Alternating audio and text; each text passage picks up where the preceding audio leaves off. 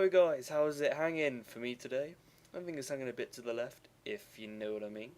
We're gonna go right on to a battle. Now this was sent to me not too long ago, literally probably about 20 minutes ago. I was talking to my good old pal Brooticus, because he's a new buddy. I just started talking to him today, and he sent me this battle, which I'm very grateful for. Um, and I actually really like it. It's a really good battle. Um, oh my goodness, I can't even remember how many.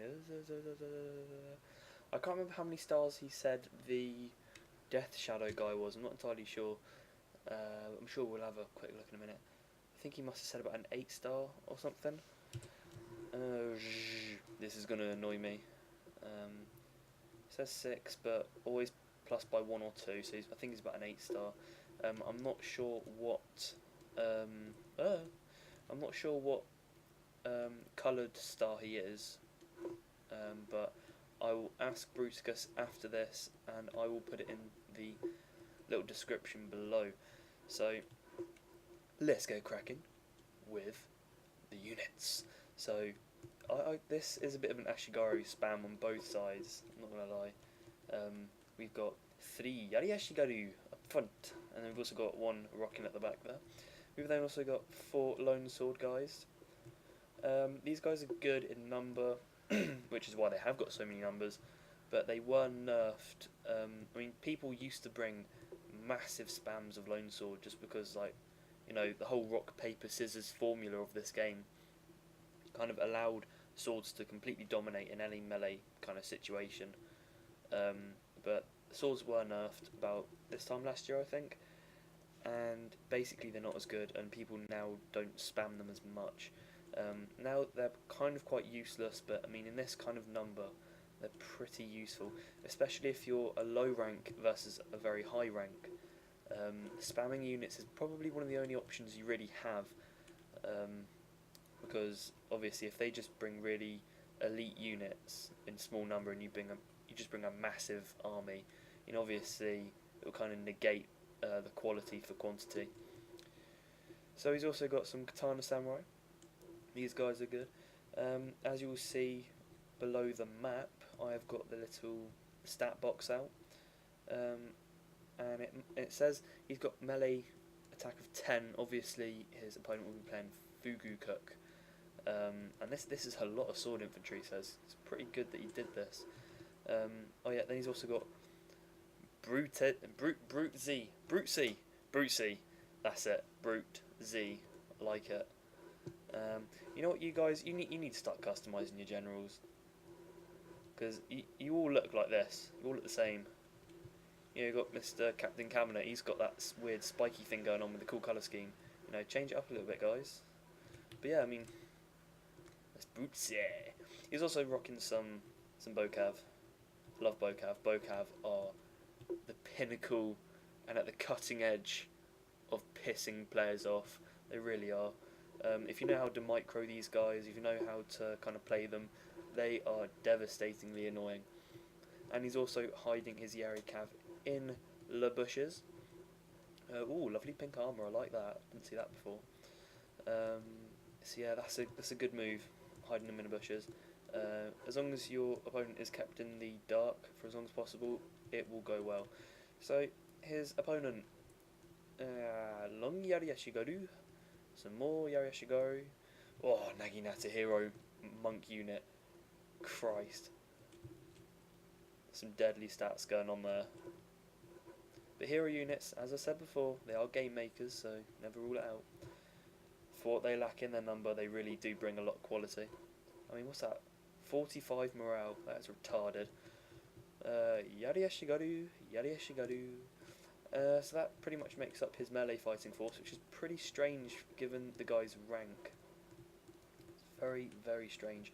I just want to point out as well, where it says melee defense here, you always want to be upgrading melee defense on spear units. Naginata infantry, it's a little bit more debatable, but really, for any kind of spear units, always put melee defense on. You don't really want to be charging anyone with spear units. It's best to just keep them in defensive mode. So we've also got Bo Sam, Matchlock Ashigaru, Bow Ashigaru, Matchlock Ashigaru, Bow Samurai. It's a bit of a. He's got kind of a weird build going on, just a little bit. But yeah, I mean his centre is very very strong. But yeah, I mean it's a good mix. Definitely the most mixed skirmishing component I've probably seen. And then he's got his Death Shadow avatar. Ooh, creepy sounding. They're his General. See, they look roughly the same all the time. I don't know, maybe it's just my replays just like fuck up, I don't know. And he's also got some Lone Sword again at the back. I do like these completely white armours, they look kind of quite nice. And then he's also got some mounted Naginata. Those guys will... I mean, when I first looked at this replay about 5 seconds ago, I thought these guys were like warrior nuns on horseback, which I was kind of shitting myself a bit. But no, they're just mounted Naginata, so that's not really too hard. So our key buildings are as follows. The Morale Shrine, you want that, always, always, always. Sword Dojo, which will be good for him, because he will reclaim that extra 3 or 4 melee attack from what Fugu Cook took off, so that's a good idea. And then there's also the Archery Dojo, which really will only benefit this guy over here, Death Shadow. I mean, it could benefit Brooticus's bow cav. It could do if the battle seems to prolong, or you know, if they both have a big skirmish, battle-y death fight in the middle, and they both, well, Brooticus, if his army gets destroyed, first of all, and he only has his bow cav left, then he can capture this and then just picket them away, like I did in one of those battles. I can't remember what battle it was. I think it was battle 1 or something. Where it got corrupted. That was so funny. Went on for about 40 minutes. Anyway, back onto the battle. So he immediately pulls up his Yari Cav to capture the Morale Shrine. Excellent move, Brute. Love it. That's how you should be doing it. Always want to be getting the Morale Shrine. And immediately he starts to pick up all of his bow cav to start shooting at the enemy. What I would say, if I'd have to criticise this, is use loose formation all the time. It does kind of annoy me sometimes when I do see people online and I'm playing against them and they never put their guys on loose formation. You always want to be putting your guys on loose formation, especially bow cav. Bow cav have only got 60 men per unit versus, you know, something like like an archery thing. You know, these have got like 120, and bow samurai I think have got about 80 to 100. They got 90. Oh, there you go, 80 to 100, 90. Bang on. So always put these guys into loose formation. Even put them in the spinny thing if you want, you know, when they're running around in a circle. That does tire them out, however, but it does get rid of a lot of arrows. As you can see here, he's taking a lot of arrow fire. And, ooh, he's lost about 20 men already. That's not good. So, immediately he begins to run straight at the enemy. He bypasses that, which is good. Pins down these guys, which isolates this Yari Ashigaru unit here for the taking. Now you do have to remember that these guys, oh, cool little charge, cool little charge, come on, yes. Anyway, you do have to remember the rock paper scissors formula. That's it. That's not what I was saying. Formula. Spear beats cav, cav beats sword, and sword beats spear, and then everything beats bow, but bow kind of beats everything. So do remember that when you're playing these types of battles. So this is a good match, this isn't. And then he brings in his cavalry from the sides and he flanks. Excellent move, Brute. I love it. That's how you should do it. And also he's hitting these guys from the side as well. What I would have said perhaps is have avoided these guys, taken this bow cav and just peppered them with arrows. That's probably what I would have said, but it's good because he realises, oh shit, they're spears, I better move them. Good move. That's how he should be doing it.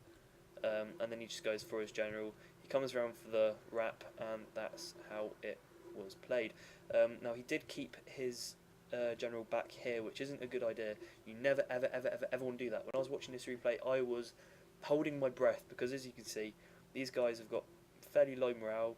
They're only Lone Sword Ashigaru units. You know, they haven't got a good morale. You need to have a good morale. That means keeping your general with them at all times. Also, you went in a bit piecemeal. You want to be going in a full block. You want to absolutely smash into the enemy with your whole army. You know, really, this is another occasion where you need to go balls deep. I cannot stress that enough. Go balls deep. Don't be afraid to just reserve units. Go full out. You know, make that bitch scream. Let's get some sweet visuals here. So at this point, he's pretty much just starting a chain route. I probably would have got my general, and there's not really much else he can do, really. I would have said try and get around the back and hit a sword infantry unit or something to make it a bit easier. But I mean, that's pretty much how the battle plays out, and he does keep a Yari Ashigaru guy over here. Oatmeal. Oh, very nice name, I like it. Nice and simple. Simple and healthy. And he's going to Yari Cav. Yeah, I mean, that's a pretty good idea, just charge him straight at the general. So at this point, he's basically just beaten the guy who was probably about, I don't know, 3 or 4 times his rank, which is an excellent feat. I love it. And that's pretty much it, I think.